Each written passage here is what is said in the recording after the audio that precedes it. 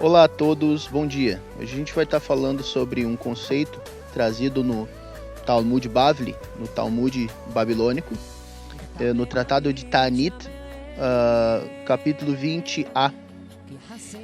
A ideia trazida aqui, quem traz ela é o Rav Yehuda. Ele traz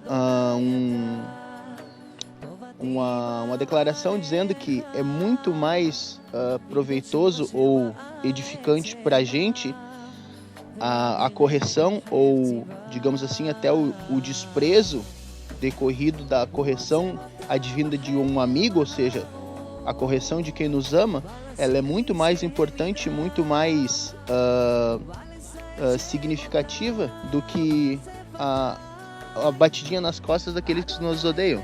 No sentido de que, por exemplo, aquelas pessoas que gostam da gente, elas vão nos corrigir, e às vezes elas fazem isso de uma maneira dura, qual a gente não gosta. Então o Rav Yehuda, ele traz esse conceito aqui, dizendo que é muito melhor a correção daqueles que nos amam do que o agrado daqueles que nos odeiam, daqueles que na verdade não são nossos amigos. Então ele fala o seguinte: Vehika Hashem, ou Vehika Adonai, et Israel kasher yanud hakane bamaim, amar Rav Yehuda amar Rav livraha. Ele diz assim que o profeta Aías, ou Ahiah Shiloni, ou o profeta Aías, o Silonita, ele amaldiçoou Israel nos seguintes termos, segundo está escrito. Ele traz uma referência de 1 Reis, capítulo 14, versículo 15, dizendo, está escrito: Vehika Adonai et Israel kasher yanud hakane bamaim. Está escrito, porque o Senhor ferirá Israel como a cana se agita na água. Isso é a referência de 1 Reis 14, 15. E o Rav Yehuda, ele fala o seguinte, ele diz que isso é para a bênção, isso pode ser interpretado como uma bênção, pois está escrito, ele diz ali, livraha, de amar Rav Shmuel bar Nachmani amar Rav Yonatam. Ele diz que, pois assim disse Rav Shmuel bar Nachmani em nome de Rav Yonatam. Ele diz o seguinte, que Maidirtiv, que está escrito no Pasuk, Neemanim pitzei ohev vinaitarot nishkot soné. Ele traz uma referência de Provérbios capítulo 27, versículo 6, onde está escrito: fiéis são as feridas de um amigo, mas os beijos de um inimigo são enganosos. Então ele traz exatamente esse conceito que a gente estava falando, que é muito mais digamos, edificante para a nossa vida a correção de um amigo, ou seja, as feridas causadas por um amigo, do que os beijos de um inimigo. E aqui é trazido exatamente esse conceito em Provérbios 27, 6. Ele fala que a maldição com que o profeta Aías amaldiçoou o povo judeu é muito melhor, é muito mais eficaz do que a bênção, o qual deu o Balaão, ou o Bilam, o ímpio, quando ele abençoou Israel, perdão. Então ele traz essa ideia. Ele fala: Tová klala sheklel Ahiah Shiloni et Israel yoter mivraha sheberham bilam harashá. Então ele diz isso, que é muito melhor, foi muito melhor para Israel a maldição proferida pelo profeta Aías do que a bênção proferida pelo profeta Balaão, pelo Bilam, na passagem aquela de Números, onde Balaão ele vai para amaldiçoar o povo de Israel, e então Kadosh Baruch Hu, santo bendito seja Deus, ele muda a bênção, ele muda a maldição para uma bênção. Mas aqui o Rav Yehuda, ele diz que muito melhor é a maldição do profeta Aías contra Israel do que a bênção advinda do inimigo, que é a bênção advinda de Bilam. Ele traz então essa ideia aqui. Então ele fala o seguinte: Ahiah Shiloni Kililam Bikané Amar Lachem le Israel Vehika Adonai et Israel Kasher Yanud Hakané. E disse sim que Ahiah o Silonita amaldiçoou o povo judeu comparando-os com uma cana. E de Marcané Zeomed Bimekom Maim. Então ele disse que ele disse, pois o Senhor ferirá Israel como uma cana é sacudida na água. Então ele fala, ele continua a ideia sobre a cana. Ele diz assim, embora pareça uma maldição, esse versículo na verdade não é uma maldição, é uma bênção. Ele diz, assim como a cana, como esta cana fica em um lugar de água e seus brotos se reabastecem quando cortados e suas raízes são numerosas para uma planta de seu tamanho, e mesmo que todos os ventos do mundo venham sobre ela e soprem contra ela, eles não podem movê-la, ou seja, os ventos, eles não podem movê-las de seu lugar, ou seja, a cana ela não é arrancada, ao contrário, a cana balança com os ventos, e até que os ventos venham e se diminuam, e a cana ainda permanece no seu lugar, ou seja, a cana não é arrancada de seu lugar. E o mesmo se aplica ao povo judeu, e ele faz um paralelo com a maldição proferida pela Aías Shiloni. O mesmo acontece ali. Então, se o Aías ele amaldiçoou Israel comparando a uma cana, todas essas qualidades que foram descritas aqui se aplicam a Israel, assim como a cana. Ou seja, da questão de ser flexível. E por mais que passe por dificuldades, por ventos tempestuosos, ela não é arrancada de seu lugar, ela tem raízes que se reabastecem, são firmes, etc. Então, ele fala assim, o mesmo se aplica ao povo judeu, porque depois de todas as dificuldades que enfrentaram eles finalmente sobreviveram e voltaram para casa. Então, a ideia aqui de exílio e retorno à Terra Santa. Então, ele vai falar o seguinte, mais para frente, Aval bilam harashá beiram beeires sheneimar.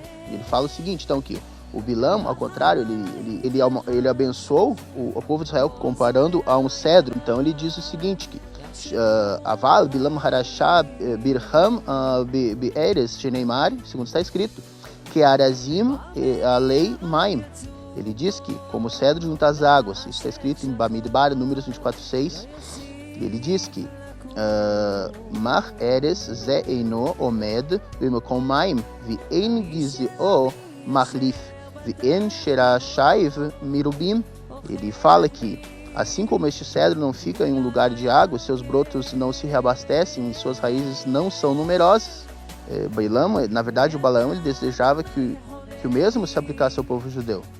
Então ele fala, Afilo kol haruhot shebaolam noshvot bo ein mizizot oto b'mimokomo keivan shene ashva bo ruach diromit okarto vihofarto alpanaiv vilo od ela shezacha kane litol heimeno kulmos lichtov bo sefer Torah nivim ukituvim. Então ele diz que, além disso, embora seja verdade que mesmo que todos os ventos do mundo soprem contra o cedro, ou seja, eles não vão se mover do lugar, uma vez que o vento sul sopre contra ele arranca o cedro e o vira de ponta cabeça, vamos dizer assim.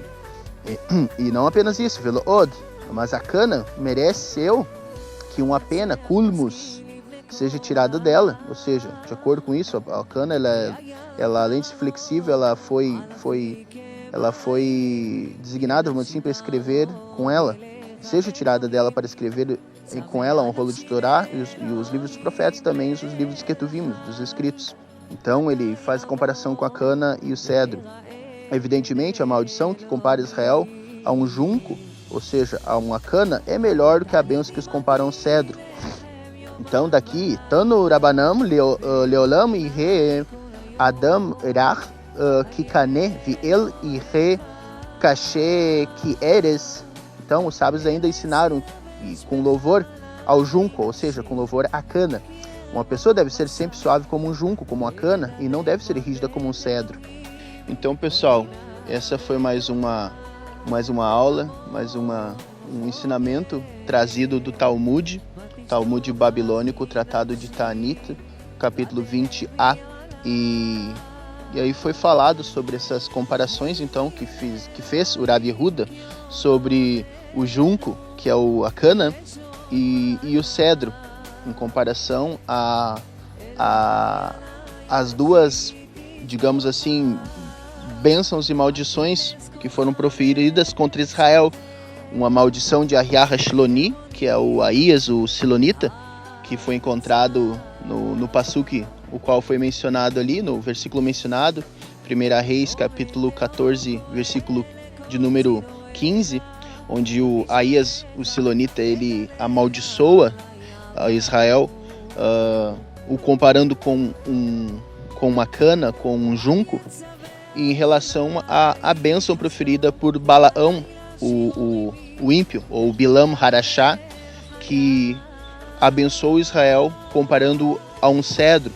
Também foi falado sobre o verso ali de Provérbios, Mishlei, o que diz que é muito mais proveitoso para a gente as críticas vindas de um amigo ou de alguém que nos ama do que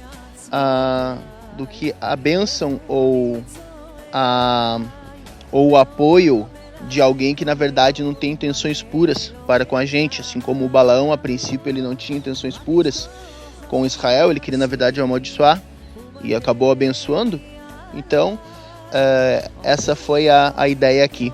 Então a Rav Yehuda, ele quis trazer esses pesukim todos esses versículos para dizer e dar uma lição para a gente, finalizando dizendo que todo mundo deve ser os sábios, interpretando e dizendo e incentivando as pessoas, dizendo que todo mundo deve ter o seu comportamento como junco, ou seja, como uma cana que é flexível e se adapta às dificuldades, e não como um cedro que é duro em seu proceder, que no caso a pessoa que é dura em seu proceder, eles utilizam mais adiante ali a expressão que acabará pecando e errando, ou seja, caindo como cedro, o qual não tem raízes firmes e fortes. Então é isso aí, espero que todo mundo tenha aproveitado o estudo, tudo de bom.